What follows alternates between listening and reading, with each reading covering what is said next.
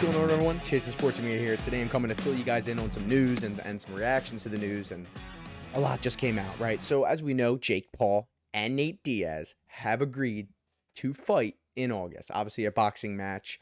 It's in Dallas, Texas, which is interesting. This whole thing's interesting, right? Nate Diaz was, other than Francis Ngannou, but I personally think Nate Diaz is like the biggest free agent on the combat sports market, looking for the right price and all that stuff, right? And it was leaked a few weeks ago that like Logan was looking to fight Nate Diaz, right? He had said it to Ariel Helwani, and then apparently like Nate was ducking him, right? But it seems he just wanted the bigger fight, which is Jake.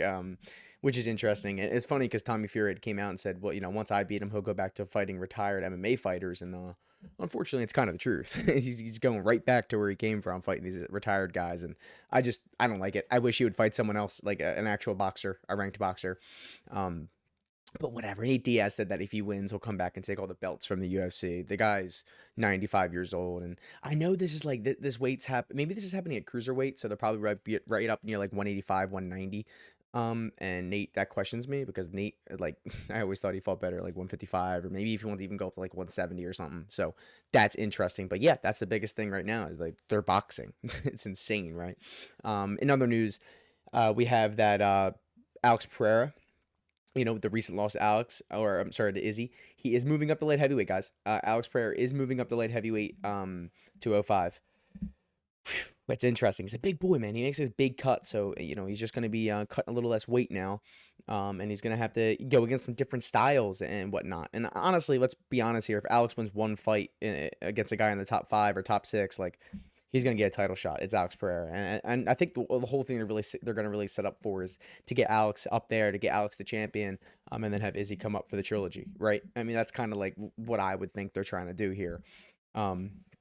Yeah, I mean, I'm gonna make another video that produces like the top 3 candidates that I have for Alex light heavyweight, but I don't know. That's what I was thinking of, right? Jonathan Pierce is out of UFC 288 against Bryce Mitchell. The UFC is currently looking for a replacement. Still trying to find details on why he's out. I think it might have been an injury or some sort, but they are looking for a replacement. Other news: UFC 290 just got another banger with Manuel Cape. I always say, is it Cop?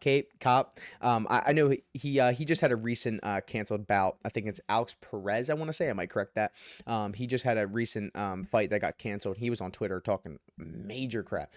So then you have Emmanuel Cap versus Davison Figgy.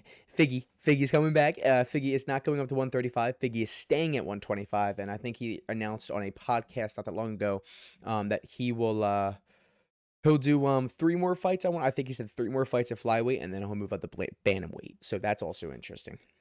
If you guys haven't seen Israel Adesanya and Duplessis is in kind of like a beef right now about some like I guess nationality concerns about like him bringing a belt back to Africa, and he sounded like very disrespectful when he said that, saying that like he's the only true person from Africa, and like and then Izzy at the press conference post his knockout with like addressing that whatnot. So people are rumoring that's going to be the next fight for Izzy, which is interesting because Duplessis is like the 6th ranked contender. He's not even in the top 5, but I mean, you never know because Izzy did lap that whole division. But that's most of the news right now that I could think of. I'll keep you guys definitely keep you guys updated because we're gonna have like more fights getting scheduled soon because all the cards coming up, especially 289.